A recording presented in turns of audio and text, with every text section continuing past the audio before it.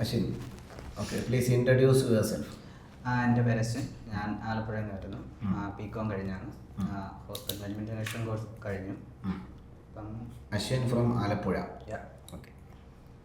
അപ്പോൾ how many members are there in your family? ഞാൻ ചേട്ടൻ, അച്ഛനമ്മ. What's your father? കൂലിപ്പണിയാണ്. ഓക്കെ. അപ്പോൾ ഇൻ്റർവ്യൂ എന്ന് പറഞ്ഞാൽ അറിയാലോ, മുഖാമുഖമാണ്. നമ്മൾ പിന്നെ എംപ്ലോയറും എംപ്ലോയിയും തമ്മിലുള്ള ഒരു ഡിസ്കഷനാണ്. അപ്പോൾ നമുക്ക് അശ്വിനെക്കുറിച്ച്, അശ്വിൻ്റെ സ്കില്ലും കാര്യങ്ങളൊക്കെ അറിയാനുണ്ട്, നമ്മെക്കുറിച്ച് അശ്വിൻ അറിയാനുണ്ട്. അപ്പോൾ അതിൻ്റെ ഒരു ഡിസ്കഷനാണ്. അതുകൊണ്ട് നല്ല കൂളായിരിക്കുക, ധൈര്യസമേതിരിക്കുക. അതല്ലാതെ അശ്വിനെ ബുദ്ധിമുട്ടിക്കുന്ന ഒരു ചോദ്യവും നമ്മുടെ ഭാഗത്തുനിന്ന് ഉണ്ടാവില്ല. നമുക്ക് ഇരു കൂട്ടർക്കും നമ്മെക്കുറിച്ച് അറിയുക എന്നുള്ളത് മാത്രമാണ് ഇതിൻ്റെ പർപ്പസ്. ഇൻ്റർവ്യൂ ഒരു പ്രോസസ്സിൽ first step is know your കമ്പനിയാണ്. First step in interview is know your company. നമ്മുടെ ഈ കമ്പനിയെക്കുറിച്ച് അശ്വിൻ മനസ്സിലാക്കിയോ? കുറച്ച് ചെക്ക് ചെയ്തിട്ടുണ്ടായിരുന്നു, ഗൂഗിൾ ചെയ്തിട്ടുണ്ടായിരുന്നു. എന്ത് മനസ്സിലായി? എന്ത് ഈ ഒരു സ്ഥാപനം എത്ര വർഷമായി എന്നൊക്കെ നോക്കിയിട്ടുണ്ടോ? ഇല്ല, സ്ഥാപനം എത്ര വർഷമായി എന്നിട്ട് അറിയത്തില്ല, നോക്കിയിട്ടില്ല. ഓക്കെ. പ്രിപ്പയർ ചെയ്തിരുന്നോ ഇന്റർവ്യൂവിന് വേണ്ടിയിട്ട്?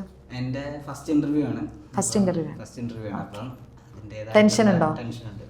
ഞങ്ങളെ കണ്ടിട്ടാണോ ടെൻഷൻ, അതോ എങ്ങനെ പെർഫോം ചെയ്യാൻ പറ്റുന്നോർത്ത് മുന്നേ വന്ന ടെൻഷനാണോ? അങ്ങനെയാണ്, എങ്ങനെ പെർഫോം ചെയ്യുമെന്ന് പരിചയമില്ലല്ലോ. As this is your first interview, no? You are lacking some experience.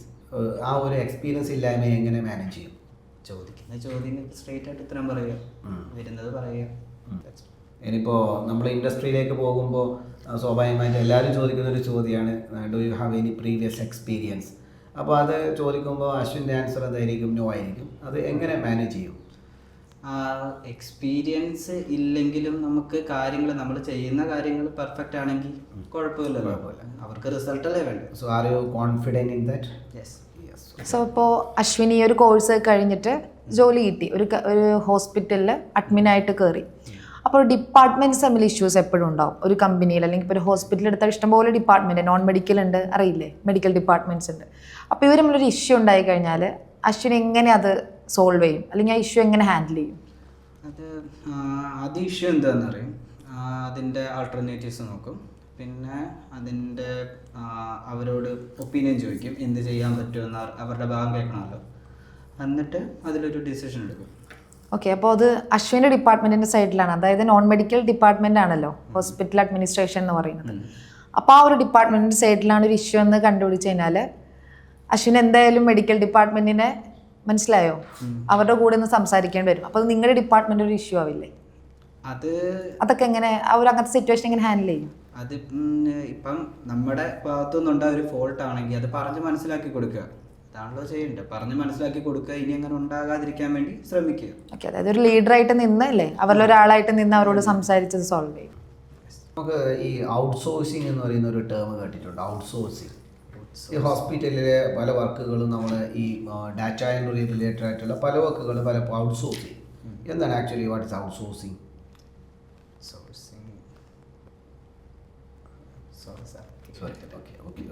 It's okay. എല്ലാവർക്കും എല്ലാ ഉത്തരങ്ങളും അറിയണമെന്നില്ല. So it's okay, really okay. Then what's ഈ PR department or PRO, what stands for? Public relation department. What are these functions? പബ്ലിക്കിനെ handle ചെയ്യുക, അവരുമായിട്ടുള്ള terms കറക്റ്റായിട്ട് നിർത്തുക. എന്ന് വെച്ചാൽ നമ്മുടെ ഹോസ്പിറ്റലിലെ ഫെസിലിറ്റീസ് എല്ലാം അവർക്ക് പറഞ്ഞ് മനസ്സിലാക്കി കൊടുക്കുക, അവരെ കൂടുതലും ശരി ഇവിടെ തന്നെ കൊണ്ടുവരാൻ നോക്കുക. എന്താ അതിൻ്റെ ആവശ്യം? അങ്ങനെ ഇപ്പോൾ പബ്ലിക്കിനെ അങ്ങനെ ഒരു സാറ്റിസ്ഫൈ ഒന്നും ചെയ്യിപ്പിച്ചിട്ടില്ലെങ്കിൽ എന്താ സംഭവിക്കുക? എല്ലാവർക്കും നമ്മുടെ സർവീസസ് ഒന്നും കറക്റ്റായിട്ട് അറിയണമെന്നില്ല, എല്ലാവരും അത് ബോധേഡല്ല, അതിനെപ്പറ്റി വലിയ എഡ്യൂക്കേഷൻ ഇല്ലാത്ത ആൾക്കാരാണല്ലോ. അവരെ പറഞ്ഞ് മനസ്സിലാക്കുക, നമുക്കിങ്ങനെ സർവീസുകളുണ്ട്, നമ്മളിത് കറക്റ്റായിട്ട് ചെയ്യുന്നതാണ്, ചെയ്തുകൊണ്ടിരിക്കുന്നതാണെന്ന് പറഞ്ഞ് മനസ്സിലാക്കുക. ശരി. ഓക്കെ. അപ്പോൾ അവിടെ ഡിജിറ്റൽ മാർക്കറ്റിംഗ് ഇല്ലേ, അതിൻ്റെ സാധ്യത എത്രത്തോളം ഉണ്ട് ഈ ഒരു ഹോസ്പിറ്റൽ അഡ്മിനിസ്ട്രേഷൻ? ഇപ്പോൾ PROയുടെ കാര്യം പറഞ്ഞിട്ട് നമുക്ക് റിലേറ്റ് ചെയ്ത് പറയാലോ. ഡിജിറ്റൽ മാർക്കറ്റിംഗ്, ഹോസ്പിറ്റൽസ് പൊതുവേ മാർക്കറ്റിംഗ് കുറവാണല്ലോ, അതൊരു സർവീസ് ഓറിയന്റഡ് ആയിട്ടുള്ള സ്ഥലമല്ലേ, മാർക്കറ്റിംഗ് കുറവാണ്. പക്ഷേ കുറവാണെന്ന് പറയാൻ പറ്റുമോ? അങ്ങനല്ല, നമുക്കിപ്പം എന്താണ്, ഇവിടെ വന്നു കഴിഞ്ഞാൽ ഒരു പേഷ്യൻ്റ് രക്ഷപ്പെടും എന്നൊരു ഉറപ്പ് കൊടുക്കാൻ പറ്റുന്ന കാര്യമല്ലല്ലോ ഹോസ്പിറ്റൽ എന്ന് പറയുന്നത്. അപ്പം മാർക്കറ്റിംഗ് എന്ന് പറയുമ്പോഴത്തേക്കും അതിൻ്റേതായിട്ടുള്ള രീതി. ടൂൾസ് എന്തൊക്കെ യൂസ് ചെയ്യേണ്ടതെന്ന് അറിയോ? ഒരു ഹോസ്പിറ്റലിൽ മാർക്കറ്റിങ്ങിന് വേണ്ടി ഡിജിറ്റലായിട്ട് എന്തൊക്കെ ടൂൾസ് യൂസ് ചെയ്യേണ്ടതെന്ന് അറിയോ? ഡിജിറ്റലായിട്ട് എങ്ങനെ മാർക്കറ്റ് ചെയ്യുന്നത് ഹോസ്പിറ്റൽ എന്നറിയോ? ഹോസ്പിറ്റലിൽ നമ്മൾ മെഡിക്കൽ ക്യാമ്പൊക്കെ പോവാറില്ലേ? അതൊക്കെ തന്നെയാണ് ഹോസ്പിറ്റലിൻ്റെ മാർക്കറ്റിംഗ് എന്ന് പറയുന്നത്. അതായത് ഫ്രീ ആയിട്ട് ഫുൾ ബോഡി ചെക്കപ്പ്, ഇല്ലെങ്കിൽ മെഡിക്കൽ ക്യാമ്പ്, ഇല്ലെങ്കിൽ നമുക്കറിയാം നമ്മൾ ഈ ചെറിയ ചെറിയ വണ്ടികളുടെ ബാക്കിലൊക്കെ ഹോസ്പിറ്റൽസിൻ്റെ നമ്പേഴ്സ് ഇല്ലേ, നിങ്ങൾക്ക് ചികിത്സാ രീതി. ഇപ്പം നമ്മൾ ഒരുപാട് ഹോസ്പിറ്റൽസ് ഉണ്ട്, ഞങ്ങളുണ്ട് കൂടെ, അങ്ങനെയൊക്കെ പറഞ്ഞിട്ട് ഓരോ ക്യാപ്ഷൻ വെച്ചിട്ട് നമ്മൾ കണ്ടിട്ടുണ്ട്. അതൊക്കെ തന്നെയാണ് ഹോസ്പിറ്റലിൻ്റെ മാർക്കറ്റിംഗ് എന്ന് പറയുന്നത്.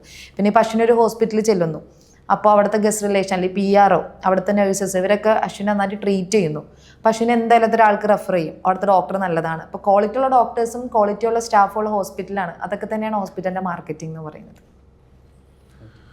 ഓക്കെ, ഒരു ജോലിയിൽ in case if you are appointed in this job, what salary you are expecting? എത്ര സാലറി എക്സ്പെക്ട് ചെയ്യുന്ന മേഖല? അത് വർക്ക് ടൈം എന്തുമാത്രമായിരിക്കും, വർക്ക് ടൈം എന്തുമാത്രമായിരിക്കും എന്നതിനനുസരിച്ചിട്ടാണ്. ഓക്കെ, നോർമലി നമുക്കൊരു വർക്കിംഗ് അവേഴ്സ് എന്ന് പറയുന്നത് 8 to 9 hours ആയിരിക്കും. നമുക്ക് നോർമലി ഏതൊരു സ്ഥാപനത്തിലാണെങ്കിലും suppose 9 hours you have to work here, how much salary you are expecting? 15,000. Okay okay Ashwin, so വളരെ നന്നായി തന്നെ ഇൻ്റർവ്യൂ അറ്റൻഡ് ചെയ്തു. ഓക്കെ, വളരെ നന്ദിയുണ്ട് വന്നതിൽ. അപ്പോൾ നമുക്കിതിൽ പിന്നെ ചില കാര്യങ്ങൾ ശ്രദ്ധിക്കാത്തത്, ഒന്ന് പിന്നെ ഔട്ട്സോഴ്സിങ് എന്ന് പറയുന്നത് ഒരു പ്രധാനപ്പെട്ട ഒരു ടേമാണ്. ഈ ഔട്ട്സോഴ്സിങ് എന്ന് പറഞ്ഞാൽ എല്ലാ വർക്കുകളും നമ്മൾ സ്വന്തമായി നമുക്ക് ഏറ്റെടുക്കാൻ പറ്റില്ല. അപ്പോൾ അങ്ങനെ വരുമ്പോൾ നമ്മൾ ചില വർക്കുകളൊക്കെ ഈ മേഖലയിൽ എക്സ്പേർട്ടായിട്ടുള്ള ആളുകളെ നമ്മൾ എന്ത് ചെയ്യും, ഏൽപ്പിക്കും. ഫോർ എക്സാമ്പിൾ, നമുക്കിപ്പോൾ പിന്നെ നേരത്തെ ഡിസ്കസ് ചെയ്തതുപോലെ മാർക്കറ്റിംഗ് നമുക്ക് ചെയ്യണം. അപ്പോൾ മാർക്കറ്റിംഗ് ചെയ്യാൻ ഹോസ്പിറ്റലിലുള്ള ഡോക്ടർമാർക്ക് നഴ്സുമാർക്കൊന്നും മാർക്കറ്റിങ്ങിൻ്റെ സ്ട്രാറ്റജീസ് ഒന്നും അറിയില്ല. അപ്പോൾ നമ്മൾ എന്താ ചെയ്യുന്നത്, മാർക്കറ്റിംഗ് ചെയ്യുന്ന ഏതെങ്കിലും കമ്പനികളുണ്ടാകും, ആ കമ്പനിക്ക് ആ വർക്ക് അങ്ങ് കൊടുക്കും. അവരോട് പറയുന്നതിനേക്ക് ഇത്ര രൂപ തരാം, നമ്മുടെ ഹോസ്പിറ്റലിനെ നിങ്ങൾ എന്ത് ചെയ്യണം, ഒന്ന് മാർക്കറ്റ് ചെയ്യണം. അപ്പോൾ നമ്മൾ ഉദ്ദേശിക്കുന്ന രീതിയിലുള്ള കണ്ടൻറ്റുകൾ ആ ടീമിന് കൊടുത്തു കഴിഞ്ഞാൽ അവർ നമ്മുടെ സ്ഥാപനത്തെ എന്ത് ചെയ്യും, മാർക്കറ്റ് ചെയ്യും. അപ്പോൾ ഇവിടെ നമുക്ക് പിന്നെ ക്യാമറ വേണ്ട, പിന്നെ അതുപോലെ തന്നെ വീഡിയോ എഡിറ്റിംഗ് വേണ്ട, നമ്മളാരും പോസ്റ്റർ ഒട്ടിക്കാൻ പോകണ്ട, നമ്മളെവിടെയും മാർക്കറ്റ് ചെയ്യാൻ പോകണ്ട. നമ്മൾ ആ പേയ്മെൻറ്റ് കൊടുത്തു കഴിഞ്ഞാൽ ആ കമ്പനി എന്ത് ചെയ്യും, അത് മാർക്കറ്റ് ചെയ്തോളും. അപ്പോൾ ആ കമ്പനി ആ ഒരു മേഖലയിൽ ഓൾറെഡി എന്താണ്, എക്സ്പേർട്സാണ്. അപ്പോൾ അങ്ങനെ എക്സ്പേർട്ട് സർവീസുകളെ പുറമേയുള്ള ഏജൻസികളെ ഏൽപ്പിക്കുന്നതിനെയാണ് എന്ന് പറയാം, ഔട്ട്സോഴ്സിംഗ് എന്ന് പറയാം. ഔട്ട്സോഴ്സിംഗ് നമ്മൾ പ്രത്യേകം മനസ്സിലാക്കേണ്ടതുണ്ട്. മറ്റൊന്ന് പിന്നെ നമ്മൾ ഈ PRO എന്ന് പറയുന്നത് പബ്ലിക് റിലേഷൻ ഓഫീസർ, അല്ലെങ്കിൽ പബ്ലിക് റിലേഷൻ ഡിപ്പാർട്ട്മെൻറ്റ്. അതിൻ്റെ ആവശ്യകത എന്താണെന്ന് വെച്ച് കഴിഞ്ഞാൽ, നമ്മൾ വരുന്ന പബ്ലിക്കിനെ പരമാവധി സാറ്റിസ്ഫൈ ചെയ്യിപ്പിച്ചാൽ മാത്രമേ അവർ ആ സ്ഥാപനത്തെ മറ്റൊരു സ്ഥലത്തേക്ക് റെഫർ ചെയ്യുകയുള്ളൂ. അപ്പോൾ രണ്ട് കാര്യമുണ്ട്. ഒന്ന്, നമ്മളൊരു എത്തിക്കൽ പാർട്ടുണ്ട് അതിൽ. കാരണം ഒരു കസ്റ്റമർ എന്ന രീതിയിൽ നമ്മളടുത്തേക്ക് വരുന്ന ആളുകളെ സാറ്റിസ്ഫൈ ചെയ്യിപ്പിക്കുക എന്നുള്ള ഒരു എത്തിക്സ് അതിൻ്റെ ഭാഗമാണ്. മറ്റൊന്ന്, നമ്മുടെ സ്ഥാപനത്തിൻ്റെ മാർക്കറ്റിങ്ങിൻ്റെ അതിൻ്റെ ഡെവലപ്മെൻറ്റിൻ്റെ മറ്റൊരു ഭാഗം കൂടിയാണ്. മറ്റൊന്ന്, ഈ ഡിജിറ്റൽ മാർക്കറ്റിംഗ് ടൂൾസ്, എന്തൊക്കെ മാർക്കറ്റിംഗ് ടൂൾസാണ്, അത് മാർക്കറ്റിംഗ് ഡിജിറ്റൽ ആവട്ടെ അല്ലാതെ ആവട്ടെ, എന്തൊക്കെ ടൂൾസാണെന്ന് ചോദിച്ചു. അപ്പോൾ നേരത്തെ പറഞ്ഞതുപോലെ നമുക്ക് പരസ്യങ്ങൾ കൊടുക്കാം, ഫ്രീ ചെക്കപ്പുകൾ കൊടുക്കാം ഹോസ്പിറ്റലുകളിൽ വന്നിട്ട്. പിന്നെ അതേപോലെ തന്നെ ഇപ്പോൾ വയനാട് ജില്ലകളിലൊക്കെ പോലെ ഈ ദുരിതം, അതായത് ഈ നാച്ചുറൽ കലാമിറ്റീസ് ഒക്കെ വരുന്ന സമയത്ത് അവരെ ഒരു ഡോക്ടറുടെ ഒരു സംഘം അവിടെ പോയി പരിശോധിക്കുന്നു, അവിടെ ആളുകൾക്ക് പ്രാഥമിക സഹായം കൊടുക്കുന്നു. അതുപോലെ തന്നെ പിന്നെ പല ബോർഡുകളൊക്കെ കാണാം, നമ്മളിങ്ങനെ പോകുമ്പോൾ ഞങ്ങളുണ്ട് നിങ്ങളുടെ കൂടെ, ഏത് സമയത്തും ഡിപ്രഷനുള്ള ആളുകൾക്ക് വിളിക്കാം, സൗജന്യ കൗൺസിലിംഗ് ലഭിക്കുന്നു എന്നൊക്കെ പറഞ്ഞിട്ട് ഇങ്ങനെ ഇതിലൂടെയൊക്കെ നമ്മുടെ സ്ഥാപനത്തിലേക്ക് എന്ത് ചെയ്യുന്നു, ആളുകളെ അട്രാക്റ്റ് ചെയ്യുന്നു. അതോടൊപ്പം അവർക്ക് ഹെൽത്ത് പരമായിട്ടുള്ള സർവീസുകൾ, പെയ്ഡ് സർവീസുകൾ കൊടുക്കുകയും ചെയ്യുന്നു എന്ന രീതിയിലൊക്കെ പല രീതിയിലുള്ള മാർക്കറ്റിംഗ് ഉപയോഗിക്കാം. ഇപ്പോൾ ഒക്കെ പക്ക ഫേസ്ബുക്ക് ക്യാമ്പയിനുകളും അതുപോലെ തന്നെ സോഷ്യൽ മീഡിയ ക്യാമ്പയിനുകളൊക്കെ ധാരാളമായി നടക്കുന്നുണ്ട്. പിന്നെ നമ്മൾ സാലറി എവിടെയെങ്കിലും ചോദിച്ചു കഴിഞ്ഞാൽ നമ്മളെപ്പോഴും ഒരു ഫിക്സഡ് സാലറി പറയുന്നതിന് പകരം നമ്മൾ തുടക്കത്തിൽ, നിങ്ങളൊക്കെ ഫ്രഷർ ആയതുകൊണ്ട് തന്നെ എന്താ പറയണ്ടേ, അത് ആസ് പെർ കമ്പനി നോംസ്, ഞാൻ ഫ്രഷറാണ്, അപ്പോൾ കമ്പനി നോംസ് പ്രകാരം എത്രയാണോ തരുന്നത് അത് ഞാൻ സാറ്റിസ്ഫൈഡ് ആയിരിക്കുമെന്ന് പറയാം.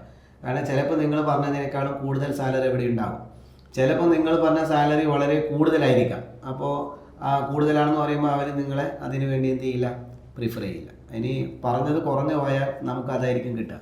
അപ്പോൾ നമുക്ക് കമ്പനി എന്തായാലും ഒരു ബേസിക് സാലറി സിസ്റ്റം കമ്പനിയിൽ എന്തായാലും ഉണ്ടാകും. അപ്പോൾ അതെന്തായാലും അവർ നമുക്ക് തന്നിരിക്കും. അങ്ങനെയായിരിക്കും പറയുന്നത് കുറച്ചും കൂടി നന്നാവുക. ഇനിയിപ്പം ആഫ്റ്റർ അപ്പോയിൻമെൻറ്റ് നമുക്ക് ഓഫർ ലെറ്ററൊക്കെ കിട്ടിക്കഴിഞ്ഞാൽ നമുക്ക് വേണമെങ്കിൽ എന്തെങ്കിലും കൺസേൺസ് ഉണ്ടെങ്കിൽ അതിൽ നമുക്ക് അറിയിക്കാനും സാധിക്കും. അതാണ് പ്രത്യേകമായി ശ്രദ്ധിക്കേണ്ടത്. ബാക്കിയൊക്കെ അശ്വിൻ നന്നായി ചെയ്തു. ഐ കോൺടാക്റ്റൊക്കെ സൂപ്പറായിരുന്നു. പിന്നെ നല്ല കോൺഫിഡൻസോടുകൂടിയാണ് ഇരുന്നത്. പിന്നെ നമ്മുടെ ബോഡി ജസ്റ്റർ എപ്പോഴും പിന്നെ എനിക്ക് തോന്നുന്നത് ഈ നമ്മുടെ കോൺഫിഡൻസ് കുറയുമ്പോൾ ആണ് പിന്നെ നമ്മളിങ്ങനെ അങ്ങനെ ഇരിക്കുന്നത്. അപ്പോൾ ബോഡി ജസ്റ്റേഴ്സൊക്കെ നമ്മൾ സാധാരണ ഇൻ്റർവ്യൂവിനൊക്കെ ഇരിക്കുമ്പോൾ കൈ ഒന്ന് താഴ്ത്തി നിങ്ങൾക്ക് എവിടെ വെക്കാം, നമ്മുടെ ഈ ഒരു ചെയറിൽ വെക്കാം. അതായിരിക്കും കുറച്ചും കൂടി നല്ല പൊസിഷൻ. പിന്നെ നമ്മൾ സാധാരണ ഇങ്ങനെ ഇരിക്കുന്നതൊക്കെ നമുക്ക് ലാക്കിംഗ് കോൺഫിഡൻസ് ആണ് അതിൻ്റെ പിന്നെ ഇൻഡിക്കേഷൻ. അപ്പോൾ അത് ചിലപ്പോൾ ഇൻ്റർവ്യൂവർ എന്ത് ചെയ്യും, നോട്ട് ചെയ്യും. ബാക്കിയൊക്കെ നന്നായി ചെയ്തു. നല്ല പിന്നെ വോയിസ് പവർ ഉണ്ടായിരുന്നു, നല്ല കോൺഫിഡൻസ് ഉണ്ടായിരുന്നു അല്ലേ. പിന്നെ അശ്വിന് സബ്ജക്ട് ഓറിയന്റഡ് ആയിട്ട് കുറച്ച് ഇതുണ്ട്. അപ്പോൾ സബ്ജക്റ്റ് അതായത് ഇപ്പോൾ ഈ ഒരു കോഴ്സ് പഠിക്കുകയാണ്, അപ്പോൾ അത് കുറച്ച് ഡീപ്പായിട്ട് നോക്കാം, അതിനെക്കുറിച്ച് നോളജ് വേണം. ഓക്കെ, എന്നാലും നാളെ ഒരു സ്ഥലത്ത് വർക്കിന് കയറി കഴിയുമ്പോൾ നമ്മുടെ പെർഫോമൻസ് നമുക്ക് അതനുസരിച്ച് ഉയർത്തിക്കൊണ്ടുവരാൻ പറ്റുള്ളൂ. സബ്ജക്റ്റ് നോളജ് നമ്മൾ ഹെഡ് ലെവലിലേക്ക് വരുന്ന സമയത്ത് നമുക്ക് നല്ല സബ്ജക്റ്റ് നോളജ് വേണം. പല ടേമുകളും ഈ ഹോസ്പിറ്റൽ ടേമുകളൊക്കെ നന്നായി പഠിക്കണം. OPI, outsourcing, patient record department, ഇങ്ങനെ തുടങ്ങിയ കുറേ വാക്കുകൾ. അപ്പോൾ അതെല്ലാം നമ്മൾ സ്ഥിരമായി മനസ്സിലാക്കി പിന്നെ കാര്യങ്ങൾ വെക്കുന്നത് വളരെ നന്നായിരിക്കും. അപ്പോഴാണ് നമുക്കൊരു ഹെഡ് ലെവലിലേക്കൊക്കെ എന്ത് ചെയ്യാൻ പറ്റുക, മാറാൻ പറ്റും. എനിവേ വളരെ നന്ദിയുണ്ട് ഈ പ്രോഗ്രാം ഇൻ്റർവ്യൂ അറ്റൻഡ് ചെയ്തതിൽ. വലിയ സന്തോഷം. God bless you. All the very best.